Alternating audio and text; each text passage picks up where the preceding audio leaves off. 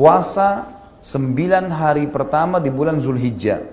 9 hari pertama di bulan Zulhijjah. Saya akan jelaskan dulu, 10 hari pertama bulan Zulhijjah teman-teman, 10 hari pertama, tentu puasanya 9 hari ya. Saya katakan 10 hari pertama, tanggal 10-nya itu adalah hari raya Idul Adha. Hari raya Idul Adha.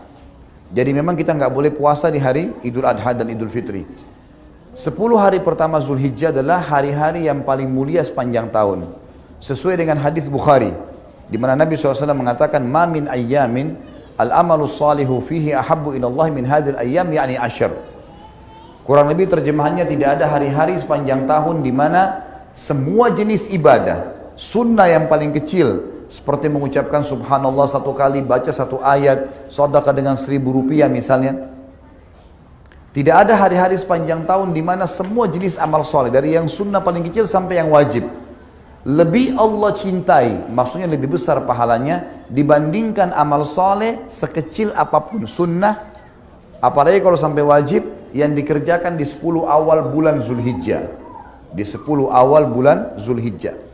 Maka para sahabat bertanya, "Ya Rasulullah, walal jihadu fi sabilillah?" Wahai utusan Allah, jihad di jalan Allah, meninggalkan keluarga, meninggalkan pekerjaan, meninggalkan harta, meninggalkan anak-anak, bisa ditawan oleh musuh, bisa dibunuh. Itu juga belum bisa mengalahkan makna hadisnya. Amal sunnah sekecil apapun yang dikerjakan di 10 awal bulan Zulhijjah. Jawaban baginda Nabi SAW, walal jihadu fi sabilillah. Jihad pun di jalan Allah belum bisa mengalahkan amal yang dikerjakan walaupun sunnah yang kecil di 10 awal bulan Zulhijjah. Jihad belum bisa mengalahkan itu. Illa rajulun kharaja binafsi wa mali wa lam yarji bidzalika bi syai'.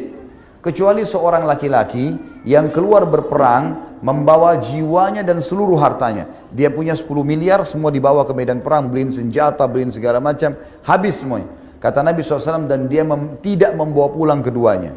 Dia mati syahid, semua hartanya habis diinfakkan, baru bisa menyamai amal sunnah sekecil apapun yang dikerjakan di 10 awal bulan Zulhijjah. 10 hari pertamanya teman-teman sekalian, diingkarin baik-baik di kalender. Ini hari-hari emas kita, mengalahkan pahala jihad.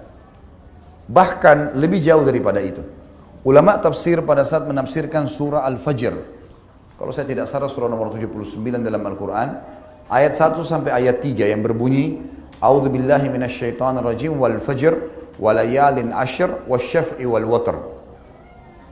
Saya langsung masuk ke tafsir, bukan terjemahan biasanya. Wal fajr, waw ini namanya waw kasam, waw sumpah. Allah yang maha pemurah dan maha tinggi tidak bersumpah dalam kitabnya Al-Quran kecuali yang datang setelah sumpah informasi penting. Seperti misalnya wal asr, demi waktu. Maka ini Allah bersumpah agar semua manusia memaksimalkan waktunya pada hal yang bermanfaat. Sama di sini, wal fajr. Fajar adalah fajar, bahasa Indonesia, waktu subuh. Cuman yang perlu kita garis bawahi, di kata-kata fajar sama dengan di kata-kata asr tadi. Ada alif lamnya. Alif lam ini namanya dalam bahasa Arab alif lam mu'arraf. Alif lam yang memperkenalkan sesuatu. Jadi kalau Allah bilang wa asr, tidak mengatakan wa al asr, tidak ada alif lam, berarti waktu umum. Waktu apa ini? Tapi dengan adanya alif lam wal asr, berarti jelas maknanya waktu yang kalian sedang pakai di dunia. Sama di sini, fajr, waktu subuh. Kalau tidak pakai alif lam, subuh apa yang Allah mau ini? Ternyata Allah kasih alif lam wa al fajr, dan ulama mengatakan dimaksud adalah subuh hari raya Idul Adha. Dan ini menandakan teman-teman disepakati oleh jumhur ulama, Idul Adha lebih afdal daripada Idul Fitri. Yang ramai di Indonesia apa? Idul Fitri. Padahal sebenarnya Idul Adha lebih afdal. Kenapa? Ada alasannya. Idul Fitri, habis sholat Idul Fitri kita nggak ada ibadah khusus. Yang mau silaturahim keluarga, mau tidur, mau rekreasi, tempat-tempat yang dihalalkan, itu boleh-boleh saja. Tapi habis sholat Idul Adha, kita punya ibadah apa? Kurban. Ibadah langsung. Fasholli li rabbika wanhar. Sholat kalian Idul Adha itu lalu nyembeli setelahnya langsung. Makanya ulama mengatakan dari ayat tadi yang saya baca ini, fasholli li rabbika wanhar, dikatakan paling afdal setelah Idul Adha langsung sembelih. Itu paling besar pahalanya. Walaupun kita punya kesempatan 4 hari. Hari Idul Adha dan hari Tasyrik. 11, 12, 13 dari bulan-bulan Hijriyah, dari bulan Zulhijjah itu. Baik teman-teman sekalian, Allah mengatakan setelahnya, walayalin ashar. Waw ini dalam bahasa Arab namanya waw ataf. Ataf itu fungsinya dalam retorika bahasa, dalam grammar bahasa Arab, dia menyambung hukum paragraf sebelumnya.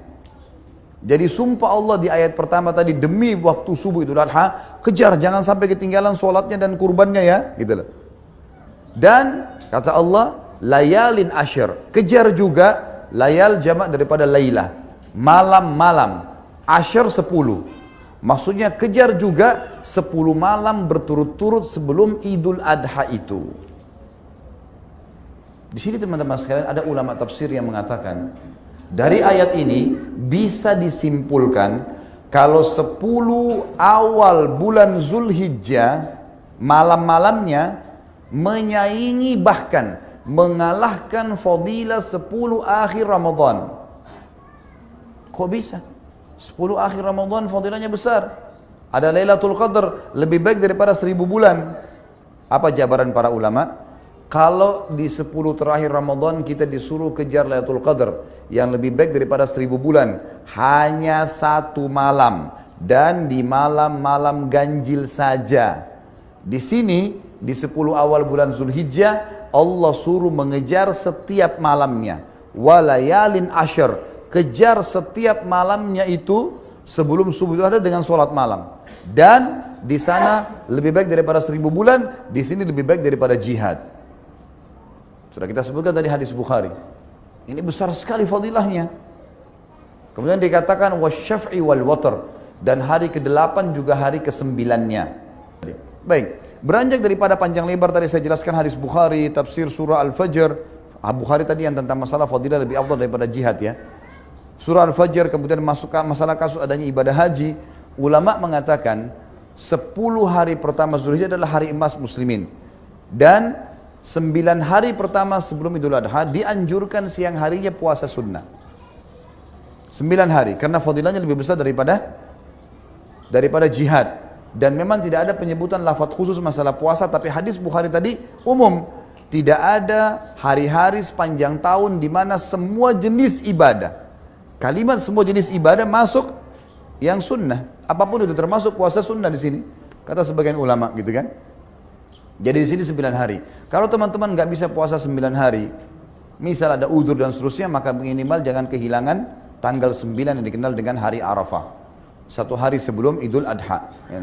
Ini kata Nabi SAW dalam hadis Bukhari Muslim waktu ditanya tentang fadilah puasa Arafah, beliau mengatakan bisa mengampuni dosa-dosa setahun yang lalu dan setahun yang akan datang.